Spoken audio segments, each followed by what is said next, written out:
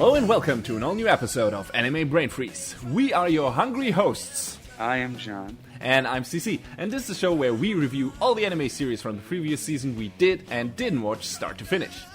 Today we dig our teeth into the world of warring gourmet chefs with the delicious shonen title Food Wars and get drunk on the old-school gangster revenge drama that is 91 Days. But first, since we only got 2 reviews on the menu, how about some news as an aperitif?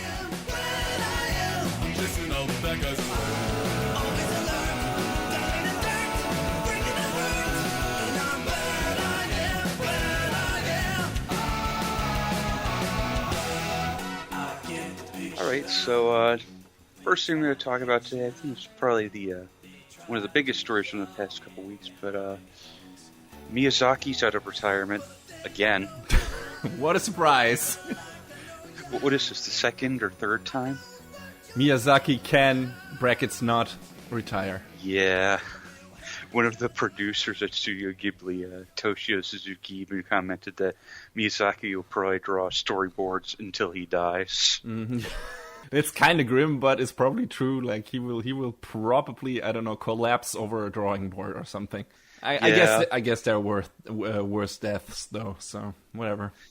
I mean, you know, he just wants to save anime, man. Yes, but anime was a mistake, so I don't know.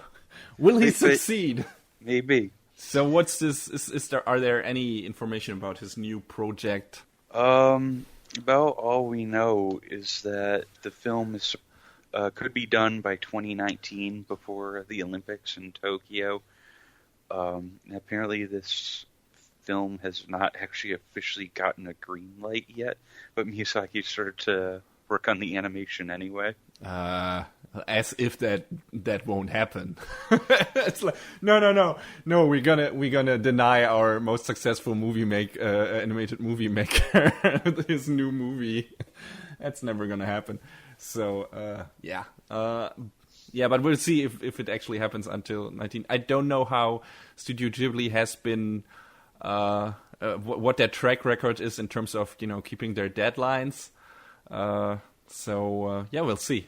Interested. I want to know what it's actually going to be about. Yeah, I mean, I guess he's also been working on a CG short called Borrow the Caterpillar for the Ghibli Museum. So there's also that on the docket as well. Yeah, if I ever get to Japan, I definitely have to remember to check that out. Not just a short movie, but the Ghibli Museum in general. Mm-hmm. So yeah. Never been there, but I want to see it. And I'm looking forward to the movie, naturally. Hopefully we'll know in the next year or two more details about it. Mm-hmm. For now, it's a mystery to us all. Yeah, I mean, if you consider certain underlying...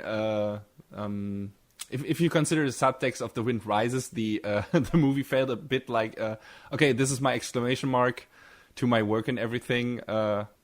but apparently not. Like this was, apparently this wasn't the last thing he wanted to do and to say. So I'm looking forward to what more he has in store. If he has anything more interesting to say, and like I said, maybe just in terms of the actual characters and the actual story, not just the subtext in the movie. I hope it'll be a bit more interesting this time. And please get another voice actor. Even if you're friends with Anno, it just didn't work out for me, not at all. He felt totally miscast and misplaced in that movie. That really really weird choice there. I don't know. Weird experiment. I mean, interesting, but yet in my opinion didn't work out at all. The other stuff we have on the docket are kind of more curiosities than anything else. Like, apparently Gainax is teasing another Panty Stocking. Okay. Yeah, that's weird. That didn't seem to me like a series that would necessarily, come to mind when it goes to we must have a sequel to the series. Yeah, I like I was saying earlier, I never finished the series, it's the original myself, so maybe I don't know how it ended, but maybe it was very sequel baity, and I just don't know. Didn't seem like it led to that from what I heard, but whatever. I didn't watch the series at all, but to me it sounded like more of a, I don't know, a one-shot comedy thing than anything else. And but it was a polarizing show, if I remember correctly. Like, a lot of people liked it, a lot of people hated it. So I don't know. I guess the lovers are gonna get a bit more to rave about. It was a very bizarre show. I would actually say the humor was probably on the weirdness level that something like Ren and Stimpy was. So, who was that was made by? Imaishi. He directed it. Yeah, exactly. It was by Imaishi. So yeah, that's one of his works I didn't even give a chance. So I don't know. I would have assumed that the humor would be something akin to the stuff we saw in Gurren Lagann and Kill la Kill. But apparently it was more off kilter in this one or something. Yeah, it really kind of was. Okay. You know, people liked it, so. All right. And with that, I guess that's it for the few news tidbits we had today. And now we're going to head into our first review.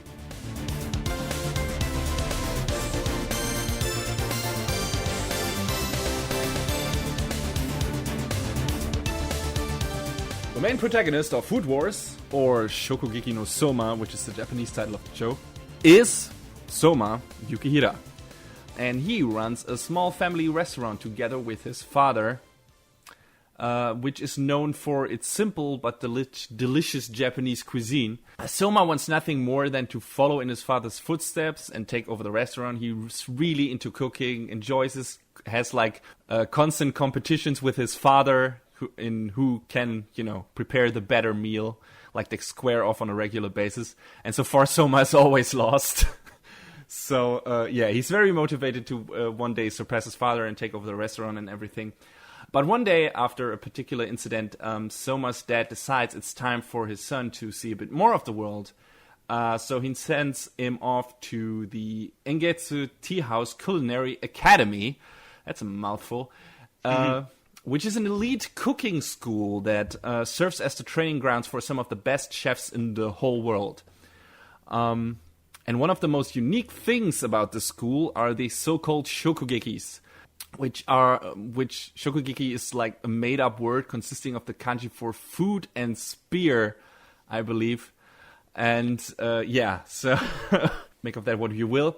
So in these shokugekis, the participants basically fight in a cooking duel to see who can prepare the better meal. And the rules for these battles are usually set before, which means a theme is chosen, for example, what the main ingredient of the dish must be, etc. And what happens to the loser after the match. That can range from anything like, if you lose, you must join our club, or if you lose, you get kicked out of the academy.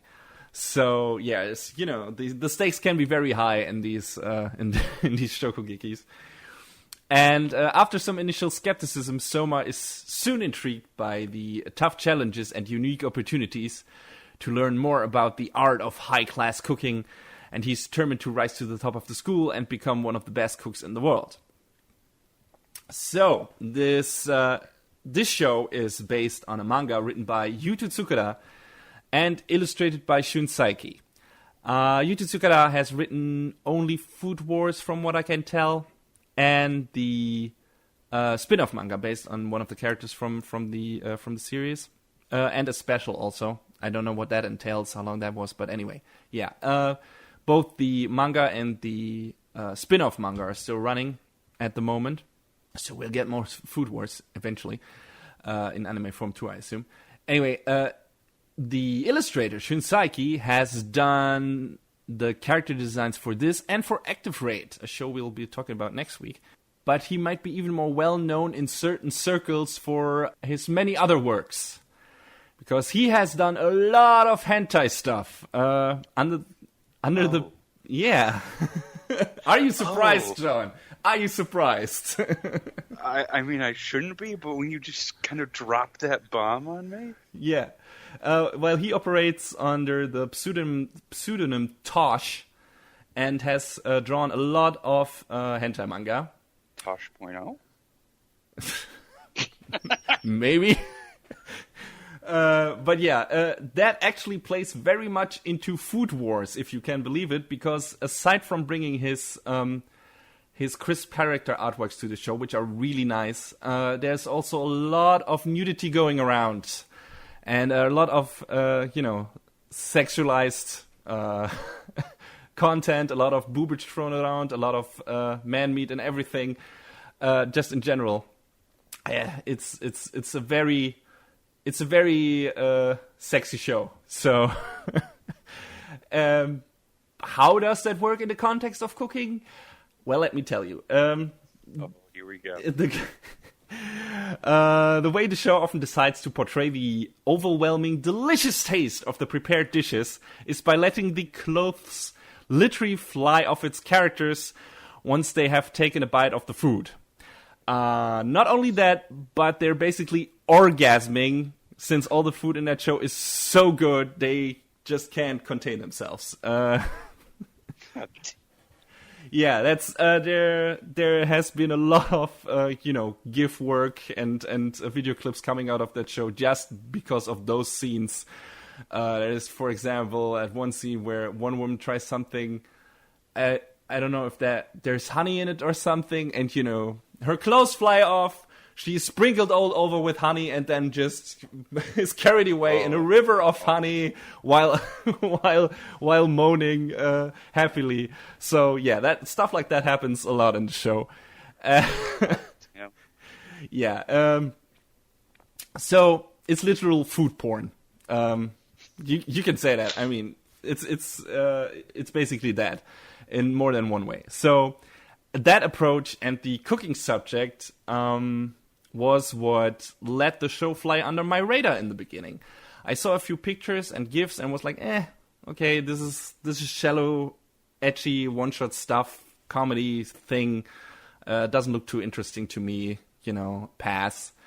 Because I assumed like this oh my god, food is so delicious, the clothes fly off a hot woman's body and her tits jiggle and everything, that would be like the focus of the show, and like the one-note joke that would be played to death, always in the same way, not interesting, and that would be the only hook, basically.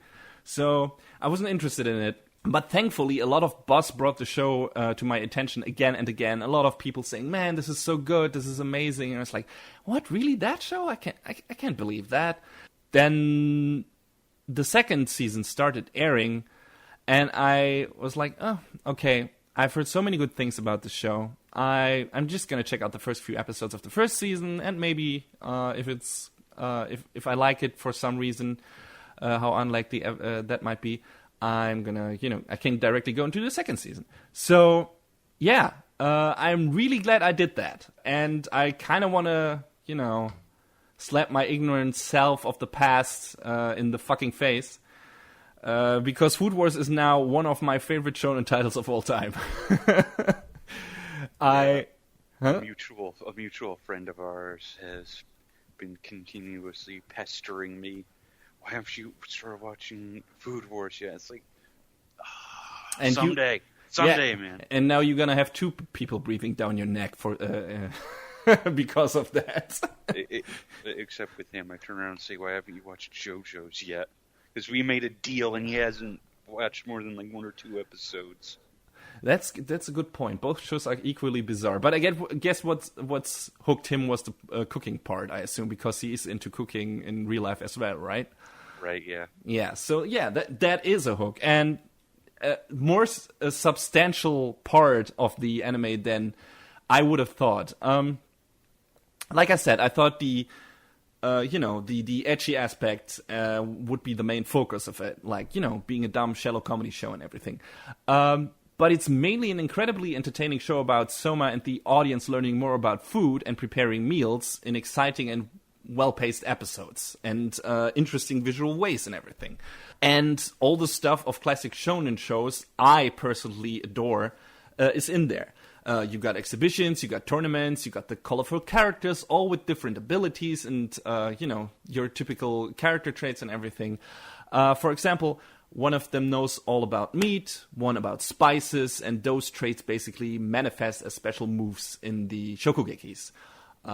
Since all the characters use different ways to prepare the food, it keeps the show and dishes pretty varied, and you learn a lot of interesting stuff about the different ways and challenges of preparing the food after a certain style of international cooking. For example, Soma uses more of a simple Japanese approach, but you also got Italian and French style cuisine in the show, and cooks who use that, and come from all over the world and bring like these ideas of, well, how do we would we prepare a food with these ingredients in this country, and how would we do it in this country? So it's really interesting. Like if you ever want to see like a classic Japanese food prepared in a French cuisine way. You get it in the show. It's amazing. It's really interesting. Also, a lot of dishes have twists to them, so that after the initial presentation, there is like a surprise waiting for the characters and the judges and us as the audience, which would basically be a comeback special move in a standard shonen fighting anime. And it's staged that way. That is the amazing thing. Like in this over dramatic way with like really over dramatized camera angles and everything, and the music and sound effects. It's great. Yeah, speaking of fighting anime, actually, the shokugekis themselves sometimes actually turn into that.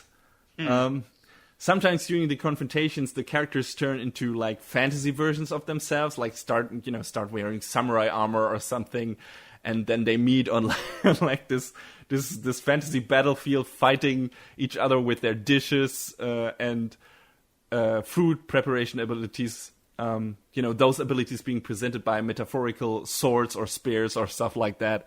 So yeah, it's wild. There's even a scene which you probably will like a lot, just like I did, where the characters produce literal stands from JoJo's Bizarre Adventure to emphasize the fierceness of their cooking competition. I have seen that clip, actually. It's pretty great. It's amazing. And all is done in such a colorful, creative, and well-animated way that the fights never get boring, in my opinion. Even, like, if the subject always stays the same. Like, first here comes the character, prepares this thing, and then it's, judged by someone, and then the other character brings his dish, and, yeah, who will win this? Usually it's the second guy, I think. But yeah, there are some twists here and there, but you can see the pattern after a while. But still, the way the show is presented, it doesn't get boring. I haven't read the manga, and I assume a lot of the groundwork is already laid in there. But Yoshitomo Yonetani's direction, he has worked on Tiger and Bunny, among many other things. His direction is really snappy and impactful. The important moments are always staged very well and have a lot of impact, emphasized with great music by Tatsuya Kato, whose work, John, you are probably already familiar with from Prisma, Ilya, and Body Complex. And yeah, great job in this show as well. Great music, and like I said, underlines the very emotional and over-dramatized food battles in the show. The show strikes a pretty much perfect balance between, over-the-top funny and pseudo self-seriousness, which almost never falls flat or feels misplaced or something. The tone is always set in the right way. You even get genuine, heartfelt, emotional moments in the show, which took me completely by surprise, and even made me well up in a certain story moment of the show, which of course can be contributed to the characters. If you didn't care about the characters in the show, the duels would lack any kind of punch. And which I didn't expect. Also, Food Wars got you covered there too. There are so many cool, funny, and sympathetic characters in the show that it's easy to get engaged in their personal arcs and storylines. I also love that a lot of the lower tier characters get their spotlight episodes and are never really forgotten during the course of the show, even if the focus is on Soma himself usually. But in a lot of shonen shows, Dragon Ball, for example, you got a lot of the characters, that are important in the beginning, and then get, less and less important during the course of the show, like Yamcha in the end, and Tenchi and Han, they don't really matter anymore. They don't have a part in the story because they're not strong enough anymore. Yeah. But a lot of the characters in Food Wars, that you make out to be, lower tier characters in the beginning that will fall off by the wayside in time. They don't do that. They they get their highlight episodes maybe later on, and then take another important part in helping the main character out or stuff like that. So that's cool. That keeps the cast interesting and engaging. It doesn't feel like you've wasted time on those, like the show has wasted time on those characters, because they always stay in your field of vision and stay kind of important. And that's cool because, like I said, a lot of those characters are sympathetic, and I was always happy to see more of them when they appeared. So yeah, that's really cool. Great character work in that show and character writing. Going back to the ecchi stuff, which might be, the thing that might keep some people away from this show. In my opinion, it's never irritating or unfitting or even gross. And the show actually finds more visually interesting ways to make use of that gimmick than I would have imagined. Like, it always varies it up and changes the approach to this joke, considering what food is prepared. And there are always different visual metaphors used for this joke, and it works really well. It never gets boring, and it's used to good comedic effect, like 99% of the time, in my opinion. Some gags don't land, but most of them are really funny. And I did not expect to like even that part of the show that much. Like, I don't mind fan service at all, but it's not like, oh yeah, give me more fan service. It's not like that either. So yeah, I was pleasantly surprised by the use of fan service in the show. It was really well done. Enjoyed it quite a lot. And like I said, Shunsaiki's character design is really cool and is pleasant to look at. So that works in its favor too in that regard. Yeah, fantastic. One stray observation: the show, at least in its first season, has these great eye catchers that separate the A and the B part of an episode. And sadly, they got rid of those for the second season. I don't know why, because I really enjoyed those a lot. Like, I think every single one of them made me laugh, because they got some great vocal performance in that, and like these really short, like 3-second jokes or something, and it's really endearing. And yeah, I hope they bring them back if we get a third season, which I assume we'll be getting because the show was successful, very successful, I think. And yeah, hope they bring them back. I don't know.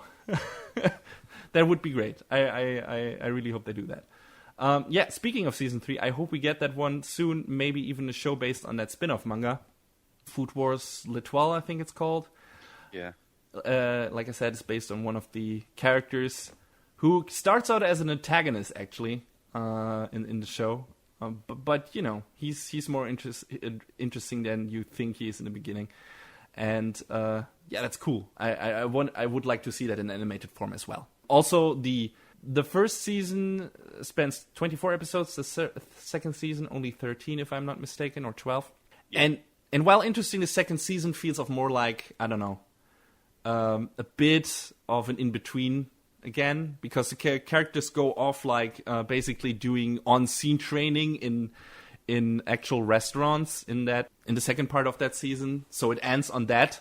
And while interesting, that feels like, okay, this is, I don't know, this is an in-between part before the next big tournament or something. Yeah, so I really want to I really want the show to continue and see where this is going, because this felt more like a setup, like an actual conclusion to the show. But like I said, I assume we're going to get more.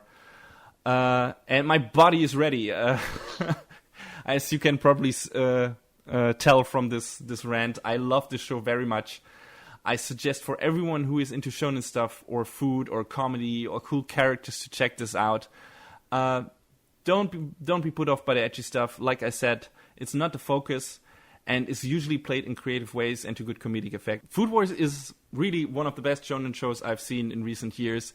Highly entertaining, never gets boring in my opinion. Great characters that you really can attach to, which I did. And yeah, highly recommend by me. So John, you know. I guess I should eventually get on it. Yeah, you should. even though I just finished one show this season, and there's a couple others that I would like to catch up with before the season is over. So we'll see if I have time. Maybe you'll get around to it before, or when when the third season starts. So maybe we can review the third season together. Yeah, because it took a lot of nudging to get me to actually start JoJo's, but after I did, I was like, don't let the train stop. Don't let the speedwagon stop. Yes. JoJo's is fantastic, and yeah, so is Food Wars, and they have a lot of common in certain parts, not only the actual scene with the stands and everything. So yeah, like I said, highly recommended. One word of advice though, don't watch the show while dieting because you will not survive. The food in the show looks way too delicious. It's really tough. Like if you wanna, eat a bit less during the day and watch the show, I think you will not be able to do that. That's it like everything looks delicious. So don't do it. Yes, it sounds like as far as delicious food is concerned, it has that much in common with sweetness and lightning. Just not the latter is not as extreme. I was about to say sweetness and lightning is not as over the top, but also relies on strong characters and nice comedy, if I'm not mistaken. So like a feel good show, and yeah, mostly Food Wars is a really feel good show as well. I don't remember. There are some parts where you like where there's a like genuine drama in there, as much as you can wring that from a show like that. but yeah. Mostly it's just feel good. It feels kind of actiony. It's hyper in certain parts, but it only feels over the top in the right way. So it's not overbearing or anything.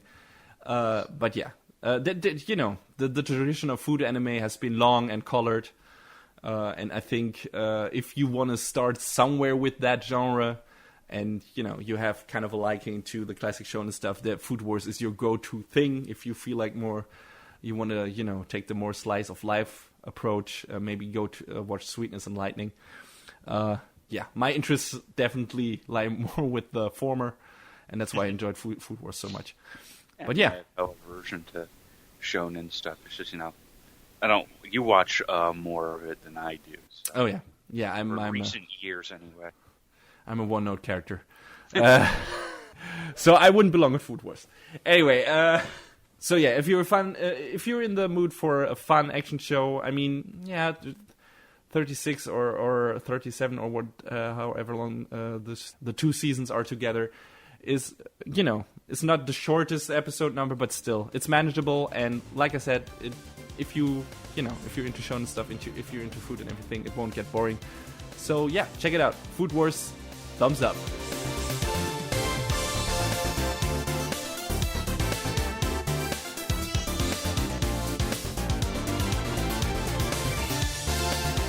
So you make the transition from talking about food to drink this time. Mm-hmm. As the second show we're talking about is, of course, 91 Days. It takes place during the 1920s, essentially during the Prohibition. Mob activity is crazy. Everyone's out to make their illegal hooch, basically. Mm-hmm. But the story itself takes place around this boy, Avilio Bruno. And the long and short of it is, he witnesses his entire family being killed by a bunch of mobsters. And I would say spoilers, but this happens pretty much in the first episode. Yeah. And he only gets away like by a hair's length. Yeah, pretty much. So, Avilio, very understandably has no love for the mob. He has a slight grudge. Just a bit. Yeah. So, years pass. They kind of had this weird time skip in there where they don't really explain a whole lot. But basically, he ends up taking up the alias Angelo Laguzza, like these very authentic Italian-sounding names that they conjured up. And under the guise of Angelo, he seeks to basically infiltrate the family that took out his parents and basically take apart that branch of the mob from the inside out. Which, it sounds like a very typical sort of, revenge story. And in some ways it is, but there are a lot of, without going into spoilers, there are some crazy left turns all throughout this series and I think that was one of the things that I wasn't expecting. It's, again, I was expecting it to be, kind of typical, but there are some story beats in this show that are really good. Mm-hmm. Yeah. In the beginning, it's really straightforward, but like you said, there in the later parts there are some twists and turns, and especially when it comes to character development and everything. Though you can get a hint of that already in the beginning. It's got a very dark and somber, serious tone to it. Mm-hmm. And I would say the artwork plays into that too, with its very grounded and earthy color palette. But the characters are not as, clear-cut good and bad as you get them in a lot of revenge stories, I would say. Right, because Avilio teams up with a friend of his, Corteo, and they start making this liquor called Lawless Heaven. And they kind of make a name for themselves with that. And Corteo, he doesn't want anything to do with the mob. But he kind of, I don't know whether or not to say unwillingly, because there's some moments where he goes along with it, and other moments where he's not so sure about what he wants to do with himself. Yeah, he gets into it because he wants to help Avilio, naturally, because they were good friends as, children, and, apparently kept in contact. I'm not too sure if that is actually true, but, well, they didn't, apparently their friendship is still strong because he's willing to tag along and, help Avilio. He's aware of what Avilio is trying to do, Just that he doesn't, approve of his methods. No, he doesn't, but he's willing to, for the sake of their friendship, to help him out, even if that gets him into hot water, and it does. So, yeah, both of them on different occasions end up in bad situations. Oh yeah, and a lot of the drama comes from them trying to diffuse these situations and make it out alive, essentially. Yeah, this is not like a happy-go-lucky show. This is like feels like a really like I already said, like a really dark crime drama with a lot of sad moments and a real dark basic story. It's not like this, haha, okay, we get this basic revenge setup and now we're gonna turn this into a crazy, I don't know, overhyped shonen thing or something. No, it feels, like I said, feels really grounded. The scenery is really realistic. Really beautifully crafted backgrounds in the show is what stuck out to me. Yeah, you get the feeling that it is very inspired by a 1920s Chicago type thing. Yeah, it feels really close to that. This is what you want that kind of show to look like. And, the tone of the series itself and the story and the characters match that. And it's it's like you said, it's not necessarily going the way you expect it to be to go in certain parts, but it's still like the basic movement of the story is going the way these kind of stories go, as in there are a lot of deaths, there's a lot of violence, there's a lot of blood, and many people killed. Like really, Avilio is taking no prisoners when it comes to reaching his goal, and his goal is to take the family out and basically take the people who are mainly responsible for his family. I think his mom and dad and his brother. I think 3 people, right? Yeah, who are mainly responsible for killing those parts of his family, and those were basically the 4 heads. Well, not the 4 heads of the family, but there is the big the head of the family, Don Vanetti, and his son Nero, and 2 other guys who were there that evening, and those are the main targets of Avilio. And to get to Don Vanetti, he uses his friendship with Cortio and Cortio's knowledge about brewing liquor and everything to get in cahoots with Nero. And Nero is this upstart, young, brash, kind of roguish and rebellious mobster, who wants to make a name for himself and is a bit unconventional in his methods and everything. So there are a lot of people who don't like him in the mobster world because they think he's just all talk and everything. And that's like kind of the nature of the mobster sort of story, is that there's always someone who's a little off the books or off the chart. I'm gonna take care of business my way, sort of thing, just so they can make a name for themselves. Yeah, Nero is that person, and he's kind of an upstart, but he's not dumb or anything. Like he kind of has a plan for what he wants to do, and it's just like his plan is a bit different from the classic approach the families have taken up to that point and everything, and Avilio gets starts forming a friendship in quotes with him. Of course, it's all pretend, and his ultimate goal is to kill Nero and his father and destroy the whole Vanetti family. And but among all this, which you can already see coming or you can assume happens because that also happens in some of those stories, that friendship becomes kind of, I don't know, very strained.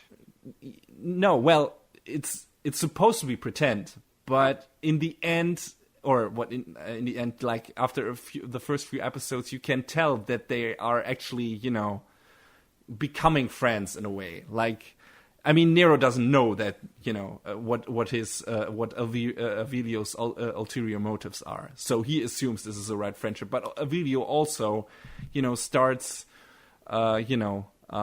helping out Nero more than he expected to, and taking more of a liking to him than he expected to. At least that's what it feels like.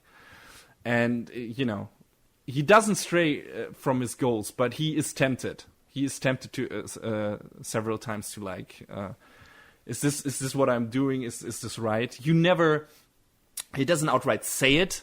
You have to read into, the small facial gestures that happen in that show, because Avilio is not a very emotional person. He's very cold. Yeah, I mean, for his objective, he has to be. Yeah, of course. He's very, very unemotional. You rarely see an outburst of emotion from him,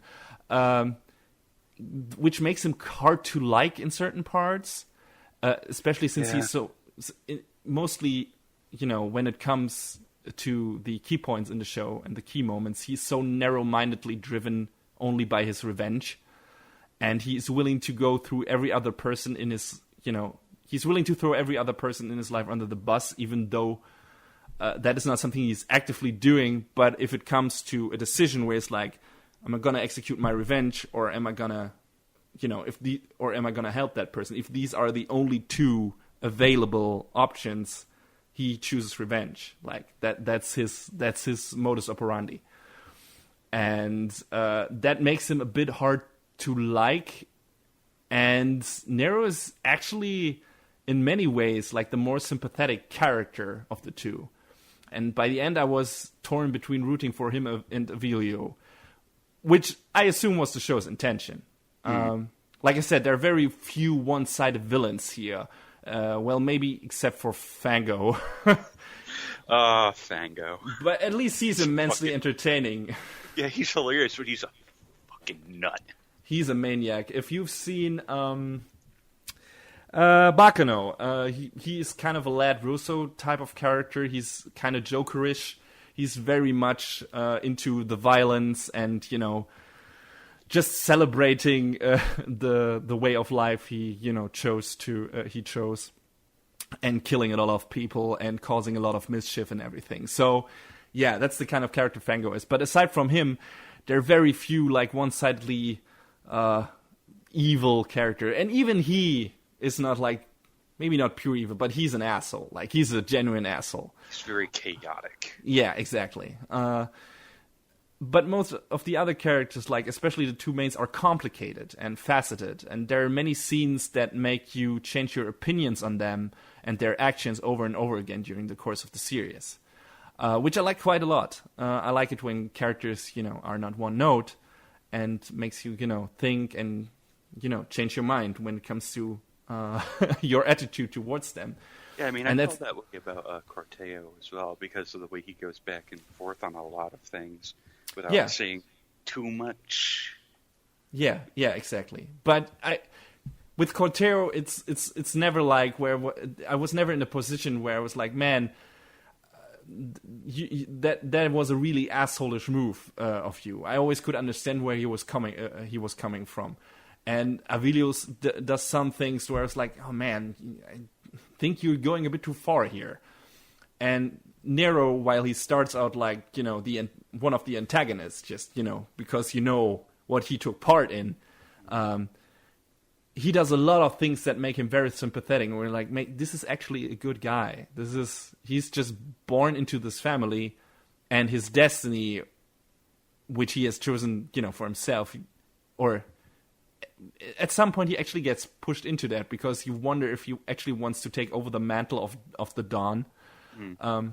But, at some point he kind of has to, for certain reasons, or has to prepare himself for that.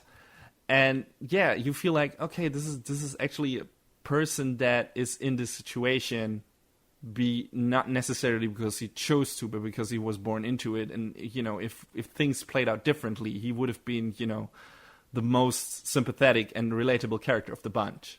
I like that because, it shows him accepting that responsibility, Yeah, exactly. And yeah, like I said, he's probably my favorite character in the show. And yeah, like I said, character work in the show is fantastic. Lot of interesting characters, lot of faceted, and yeah. It's definitely. I will say this about the plot: it's not a show about happy endings. That's sure. Not at all. Not at all. And I kind of like shows like that go outside the norm to say, hey, there isn't always that pot of gold at the end of the rainbow. Yeah, exactly. I mean, revenge stories are, depending on how they're set up, can go either way. And, if you pay attention to the tone of the show and, in the first few episodes, you can guess that, like, that, this is not a show about happy endings and everything. But still, like I said, there are some twists here and there that you don't see coming. And even by the end, I was surprised by the ending. I didn't expect it to go that way and go the way it did. But I was still satisfied. I was like, okay, yeah, this is a logical conclusion to this. This is how it's, even if it's a bit open-ended, I was like, yeah, okay, I'm satisfied with this. This works. This is a good arc for both of the two main characters. This is how it could play out and everything. So yeah, I liked it a lot. What is a bit hit and miss in this show The animation. Yeah, John, you want to elaborate on that? So, the show's animated by a studio called Shuka. Yeah, which I haven't heard before. One of their other big credits is a lot of... they've done a bit of the Durarara series. Yeah. But... Going back to Baccano, because that's kind of the spiritual sequel to that. It's true. I still haven't watched either Baccano or Durarara, and I'm sure a lot of people out there would grab me by the cuff of my shirt and be like, "Why haven't you?" I haven't finished Baccano yet. I have to start it over. I started actually when I went to America to visit you guys, and started watching on my netbook. And then I stopped for some reason. I don't know why, because maybe I was like, no, I want to watch this on the big screen or something. But yeah, it was a very entertaining show. And I heard from the people who watched both that it's universally the more acclaimed one. Like Durara is a bit more of a mixed bag. Like get some, I don't know if pacing issues is the right word in that regard. But yeah, it's got some problems. It seems, from what I've seen, very much more bombastic and crazy. Yeah, yeah. But it's interesting, because Baccano is also set in kind of in that setting, in that timeline that 91 Days is set in. So maybe that studio has like an interest in those kinds of in those I don't know, 1920s American gangster style shows, or it's I don't know, that's the go-to studio for those kind of shows. I don't know, it's interesting. A lot of correlation between those two, not only in some of the characters but also in the setting. Yeah, but about the animation, it's, how can I say this nicely, very inconsistent. It's not on the level of Phoenix Wright or anything, just to get that out of the way. Like, but there's a lot of parts that could look better. There's a lot of moments where characters look off model. And this is gonna be my eternal whipping boy, and I'm sorry I keep using it, but it's not on the level of Chaos Dragon where it's constantly, consistently, all throughout bad, but there are moments where it can be really, really distracting. I remember even saying, like, if the quality doesn't go up, I'm not sure if I can finish this show. Because I remember, I forget which episode it was in particular. I think it was maybe like the 6th or 7th episode where it was like, whoa. What was that episode you posted the screenshot from with Nero and his jacket? I think that might have been like episode 9, but there's one scene in one episode where Avilio is, making some comment about something, and Nero just goes up to him and gets up in his face. In the previous shot, Nero isn't wearing his jacket. In the shot where he's in Avilio's face, he's suddenly wearing his jacket. And when they cut back to the other angle, oh, look at that, his jacket's gone again. Like, what? Did you check this? Apparently not, because, it's bad. It's, this might be a harsh word to throw out there, but it seems almost amateurish. Yeah, it feels, in certain parts of the shows, feels like it was rushed. To finish a bit, just to, oh God, we got a timeline, we got a deadline, we got to get this episode out. And it was like, well, quality checking department, didn't do their job, or they didn't have time or anything. But yeah, a lot of the stuff feels like it's like a rush job work. But even in its worst parts, it doesn't feel, like I said, like something like Phoenix Wright or anything, where it's just the show didn't have any budget or something. I feel like it always, especially in terms of color work and scenery and and everything. Even the CGI in the show is rather good. It feels like it had people working on it who knew what they were doing. Just in general, it just feels like they sometimes didn't have the time to pay attention to how the final product, like the final assembled product, would look like. Like if not all gears were perfectly working in sync or something like that, and stuff like the thing with the jacket would happen. And that's what it felt like. But I assume a lot of that stuff will get fixed for the Blu-ray release. Yeah, I certainly hope so. Because the show is definitely worth watching, even without those, even with those mistakes, in my opinion. So, yes, I mean, the show was directed by Hiro Kaburagi, and I feel like he did a good job with the direction of the show. Because aside from overlooking, aside from quality issues on the animation side. I feel like he did a good job otherwise because, the story and the flow, I feel like it remained, consistent throughout. So, and we had the script written by a couple people. We had Taku Kishimoto.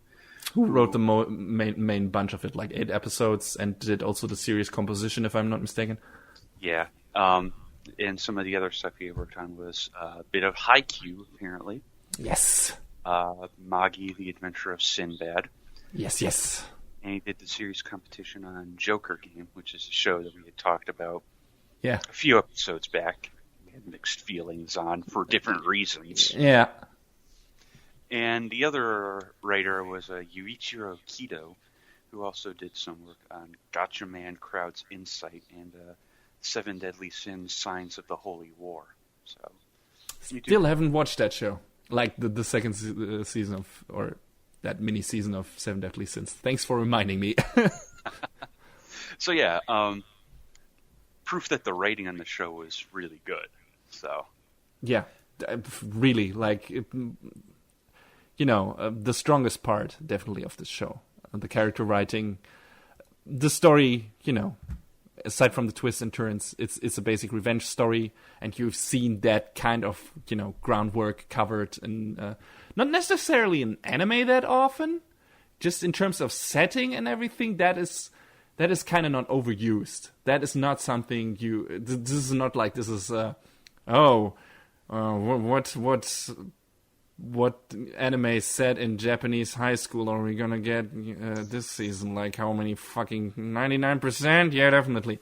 No, this is like. Don't you want another harem show though? No, harem show set in the 1920s, Prohibition time. No, yeah, well, that would be at least something interesting. But all the girls are themed after specific liquors with the corresponding names. Yeah. Call me KyoAni. Anyway, but yeah, like that setting is not overused. So just in itself, it's something. It feels kind of fresh. It feels interesting. It feels like something you don't see every day in terms of anime. But in Western media, I feel like that has been done more often. Come to mind would be Last Man Standing with Bruce Willis. That's like the one. It's like the movie I was immediately thinking of because it kind of plays to the same thing where like that one guy pits the two families against each other. I don't know if he had the same kind of motivation, if it was a loved one killed or something, or if it was just money or anything. I don't remember. But yeah, that was something I was thinking of. But anyway, still, the story, while the basics are kind of familiar, does enough with those basics to make it interesting, and the characters are like the most interesting part, like where they go, who they are, what you learn about them, and what you don't learn about them is very interesting. It also has a great opening animation that tells you almost more about Avilio's inner pain than the entire series does. Oh yeah, definitely. Because, like I said, in the series you have to guess a lot of what he's thinking at the moment because his face doesn't give away much, and there are like only these small body and facial gestures in the show, which are good, which is paid very much a lot of attention to in the show, like the small gestures in general. But the opening is really good when it comes to highlighting, the specific, the high points of the show and the emotional turmoil that Avilio is going through. mean, the opening song is also very fitting for it too. The pace of it. It's got that very, I'd say, almost like mournful sound to it. Oh yeah, definitely. Like that's the style of always forget the name. They did the opening for Tokyo Ghoul, which I also really liked. Ling Toste Sigure. They also did, I believe, a couple intros for Psychopaths. Yes, right. So they always great stuff, and this is no exception. It's one of my favorite openings this year, and I think it fits the series very well. Don't remember the ending that much, but I think it was good too. Aside from the shoddy animation mistakes in some of the episodes, this is a really well crafted little show that I would highly recommend to anyone who can deal with a bit more serious and somber tones in their anime and doesn't, need over-the-top action, even though action is in there, but still doesn't need it to be too anime-ish. It feels like a lot more realistic than a lot of the anime series we usually get. It doesn't feel as anime. You're right, and I think that was a good sort of breakup for this season. Oh yeah, definitely. Like more of that would be actually welcome each season, in my opinion. It reminds me a bit of the shows adapting classic literature and putting that into anime from the olden past. Like, what is a good example? Maybe Little Women, or I don't know if Rose of Versailles is fitting, because that's a bit over the top as well in terms of its visual language.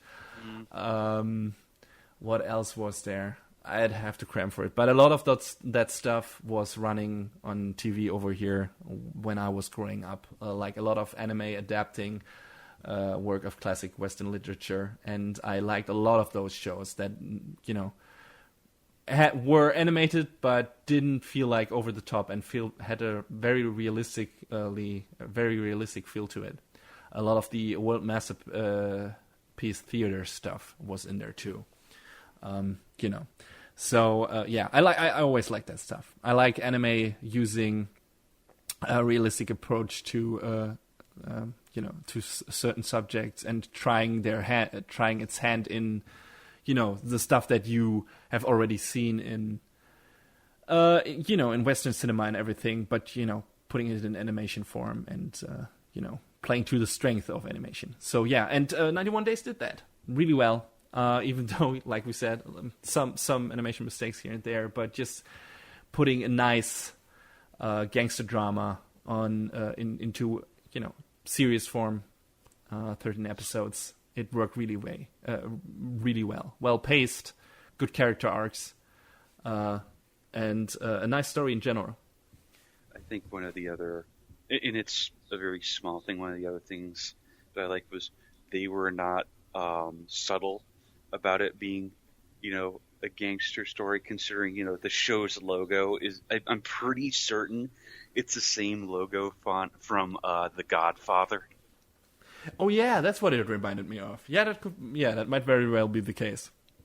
Yeah, because I remember seeing that for the first time during the first time they ran the intro sequence, and I was like, that's The Godfather. Yeah, but, it works, fitting. And it's a neat nod. So. Mm-hmm. Yeah, and doesn't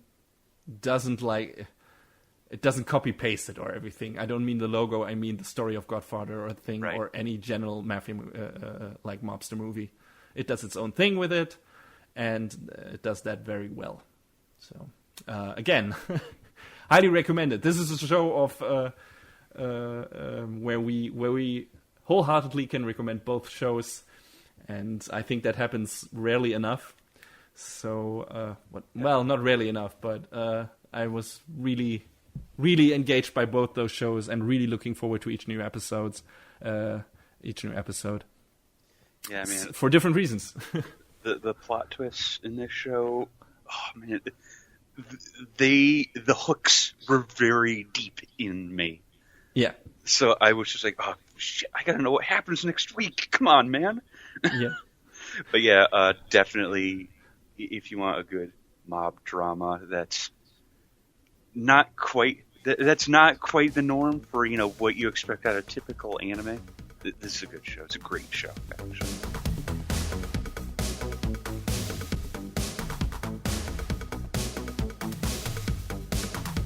And that is a wrap on the 20th episode of Anime Brain Freeze.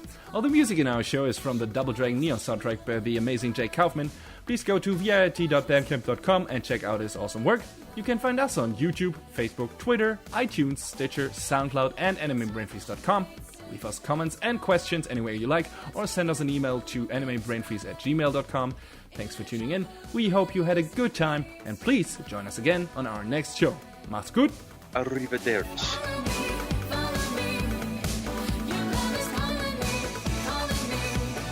Next time on Anime Brain Freeze. A ray of sunshine. A black swordsman battles the horrors of bad CG. And a tokusatsu police force.